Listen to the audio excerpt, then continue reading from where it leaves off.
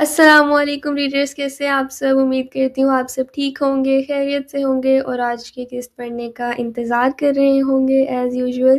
تو آج کی جو قسط ہے وہ پہلے سے تھوڑی لینتھی ہے، تو آپ لوگ انجوائے کیجیے گا۔ اور اب ہم بغیر وقت ضائع کیے سیدھا اپنی قسط کی طرف چلتے ہیں، جو کہ ہے قسط نمبر 27۔ گاڑی کار پورچ میں کھڑی کرتے وہ تیز قدموں سے اندر کی طرف بڑھا۔ ہاتھ پر لگا خون کچھ حد تک خشک ہو چکا تھا۔ ٹی وی لاؤنج میں مووی دیکھتے ہوئے شیر اور سکندر نے حیرت سے اسے یوں آندھی طوفان بنے اپنے کمرے کی طرف جاتا دیکھا تھا۔ اسے کیا ہوا؟ سکندر نے شیر کا حیرت سے کھلا منہ بند کرتے پوچھا تھا۔ مجھے کیا پتا، وہ ابھی تک ہونک بنا تھا۔ دونوں کے کانوں میں ابھی تک داخلی دروازہ بند ہونے کی گونج رہی تھی، جسے تقریباً غازان نے توڑ ہی ڈالا تھا۔ ابھی وہ دونوں اس پہیلی کو سلجھاتے کہ غازان کے کمرے سے کچھ ٹوٹنے کی آواز آئی۔ یقیناً کمرے کا دروازہ کھلا تھا تبھی انہیں آواز سنائی دی تھی، ورنہ فارم ہاؤس کے تمام کمرے ساؤنڈ پروف تھے۔ ایک دوسرے کی طرف دیکھتے وہ آگے پیچھے سیڑھیوں پر بھاگے تھے۔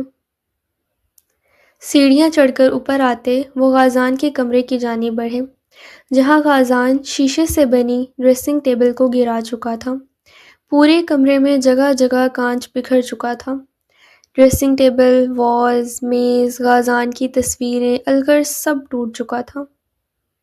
وہ دونوں شیشوں سے بچتے بچاتے غازان کی طرف آئے، جو بیڈ کی دوسری جانب جا کر زمین پر بیٹھا ہوا تھا۔ اس کے ہاتھ لہو لہان تھے، بال ماتھے پر بکھرے ہوئے، شرٹ پر بھی خون لگا تھا، جبکہ وہ خود اب سب تہس نہس کر کے کسی خاموش مورد کی مانند بیٹھا ہوا تھا۔ لالا، غازی، دونوں نے ایک ساتھ اسے پکارا تھا، مگر جواب ندارد۔ وہ آگے بڑھتے اس کے ارد گرد بیٹھ گئے۔ اس نے کہا کچھ بھی پہلے جیسا نہیں، کیونکہ پہلے کچھ تھا ہی نہیں۔ کیسے کہہ سکتی ہے وہ یہ سب؟ وہ حلق کے بل چیخا تھا۔ تو میرے منع کرنے کے باوجود اس سے ملنے گیا تھا؟ تو پاگل ہے؟ سکندر کی آواز بھی تیز ہوئی۔ غازان کو سمجھانے کا کوئی فائدہ نہیں تھا۔ ہاں، ہو گیا ہوں میں پاگل۔ وہ ان کے پاس سے اٹھتا، سامنے پڑے ہوئے واز کو LED پر مار کر بولا۔ ایک چھناکے سے دونوں چیزیں ٹوٹی تھیں۔ سکندر اور شیر ششدر سے اسے دیکھ رہے تھے۔ میری غلطی ہے ہی کیا؟ صرف یہ کہ میں اس سے نکاح کرنا چاہتا تھا۔ وہ بھی اونچی آواز میں بولا تھا۔ نکاح کرنا چاہتا تھا تو اس کی حفاظت کرتا، جانتا بھی ہے اگر اس دن وہ تینوں رنگ نہ ہوتے، وہ اپنا سیلف ڈیفنس نہ کرتی تو کچھ بھی نہیں بچنا تھا۔ سکندر نے اسے آئینہ دکھایا تھا۔ تیری غلطی تھی، جب تجھے پتا تھا کہ وہ تینوں کس قسم کے گھٹیا انسان ہیں تو اس سے دوستی کیوں کی؟ انہیں خود تک رکھنا تھا نا۔ کرتلین تک کیوں پہنچے سب؟ یہ تیری بزدلی کا نتیجہ ہی تھا، اور اب تو دوبارہ شاید دہرانا چاہتا ہے نا؟ تو شوق سے کر جو کرنا ہے، بس مجھے اور شیر کو اس سب میں مت گھسیٹ۔ وہ شیر کا ہاتھ پکڑ کر کمرے سے باہر جانے لگا۔ شیر بھی تعصب سے غازان کو دیکھ رہا تھا۔ دروازے کے قریب سکندر رکا اور مڑ کر غازان کو دیکھ کر بولا، اور خدا کا واسطہ ہے اب اس کے ساتھ کچھ بھی غلط مت کرنا، یہ نہ ہو مکافات عمل بھگتنا پڑ جائے۔ یہ کہہ کر وہ اور شیر کمرے سے باہر چلے گئے، مگر اس کے الفاظ پر غازان ساکت ہو چکا تھا۔ کوئی بھی اسے سمجھنے کو تیار نہ تھا۔ رات کا سناٹا ہر جگہ اپنے پر پھیلا چکا تھا۔ غازان سے ہوئی ملاقات کا اثر تھا کہ وہ پریشانی میں یہ دیکھ ہی نہیں پائی تھی کہ وہ غلط روڈ پر آ گئی۔ ایک جھٹکے سے اس کی گاڑی رکی تھی۔ یہ کیا ہوا؟ ایک اور نئی مصیبت؟ اس کا دل چاہا تھا کہ وہ دھاڑے مار کر رو دے۔ وہ ایک جھٹکے سے دروازہ کھول کر گاڑی سے باہر نکلی، بغیر یہ دیکھے کہ جس سڑک پر وہ رکی تھی وہ کتنی سنسان جگہ تھی۔ اگر دیکھ لیتی تو کم از کم گاڑی سے باہر نہ آتی۔ گاڑی کا بونٹ کھول کر بھی اس نے چیک کر لیا تھا، مگر بظاہر اسے کوئی مسئلہ نظر نہیں آ رہا تھا۔ وہ وہیں بونٹ پر سر گرا گئی۔ ابھی وہ کوئی راستہ سوچتی کہ اس کے پاس ایک بائک آ کر رکی۔ ارے میڈم، کوئی پریشانی ہے کیا؟ کہیں تو ہم آپ کو چھوڑ دیتے ہیں، بڑی جگہ ہے اپنے پاس۔ یہ سب بولنے والے کی شکل سے ہی خباثت ٹپک رہی تھی۔ راستہ ناپو اپنا، سمجھ آئی؟ اسے سپاٹ لہجے میں جواب دے کر اس نے اپنا پاکٹ نائف چیک کیا جو جگہ پر ہی موجود تھا، لیکن برا ہوا اس کی پسٹل گاڑی میں ہی پڑی تھی۔ وہ خوف سے بڑبڑا کر رہ گئی۔ ہمیں منع کرتی ہے، ابھی بتاتے ہیں تجھے، دوسرا شخص بائک سے اتر کر بولا تھا۔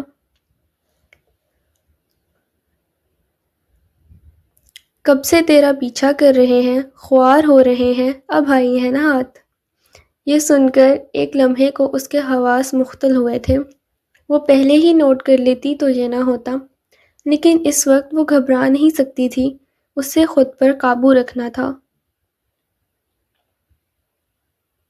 ان دونوں کو اپنی طرف بڑھتے دیکھ اس نے اپنے دماغ میں جمع تفریق کی اور اپنے پاؤں کی طرف سے چاقو نکال کر خود کی طرف بڑھتے ہوئے بازو پر مارا اور اسے دھکا دے کر زمین پر گرایا۔ یہ سب ایک سیکنڈ میں ہوا تھا کہ وہ دونوں کچھ بھی نہیں سمجھ پائے تھے۔ نیچے زمین پر گرے ہوئے شخص نے اسے گالیوں سے نوازا تھا، جس پر کان دھرے بغیر اس نے تیزی سے گاڑی میں بیٹھنے کی کوشش کی، جسے دوسرے نے ناکام بنا دیا اور اسے بازو سے پکڑ کر زور سے زمین پر دھکیلا۔ اینی نے بامشکل خود کو زمین پر گرنے سے بچایا تھا۔ دھت تیری، وہ دونوں ہی نشے میں نہیں تھے، ورنہ ان کا مقابلہ آسان ہوتا۔ وہ دوسرے کو مارنے کے لیے بڑھی کہ پہلے والے نے اسے تھپڑ دے مارا تھا۔ وہ اس سب کے لیے تیار نہیں تھی، تبھی نیچے گری تھی، جبکہ اس کا چاقو بھی اس سے دور جا گرا تھا۔ اپنے واحد ہتھیار کو گرتے دیکھ اس کے حواس سلب ہوئے تھے۔ اسے زمین گول گول گھومتی ہوئی محسوس ہوئی تھی۔ ماضی میں تو وہ کسی نہ کسی طرح بچ گئی تھی، مگر آج ہمیں مارے گی تو؟ تجھے تو ابھی بتاتے ہیں۔ اس شخص نے اس کا چاقو اٹھا لیا تھا، مگر اینی ہمت کرتی اٹھی اور ان کا مقابلہ کرنے لگی کہ اسی سب میں اس شخص نے اسی کے چاقو سے اس کا بایاں بازو چیر دیا۔ اس نے بمشکل اپنی چیخ روکی تھی۔ ابھی وہ مزید کچھ کرتے کہ ایک گاڑی ان کی طرف آئی۔ زیغم اور دانش ایک بندے سے ملنے اس طرف آئے تھے۔ وہ بندہ مافیا سے تعلق رکھتا تھا، جس کی وجہ سے اس نے انہیں سنسان جگہ پر ملنے کو بلایا تھا۔ اب وہ دونوں واپس جا ہی رہے تھے کہ ان کی نظر ایک لڑکی کو پریشان کرتے دو لڑکوں کی طرف گئی۔ زیغم نے ایک نظر لڑکی کو دیکھا تو وہ چونک سا گیا۔ اس لڑکی کے کپڑے تو… آگے جو سوچ اس کے ذہن میں آئی تھی وہ بہت بری تھی۔ وہ فوراً ہی اپنی گاڑی سے باہر آیا تھا، جبکہ اس کا دل ڈر رہا تھا۔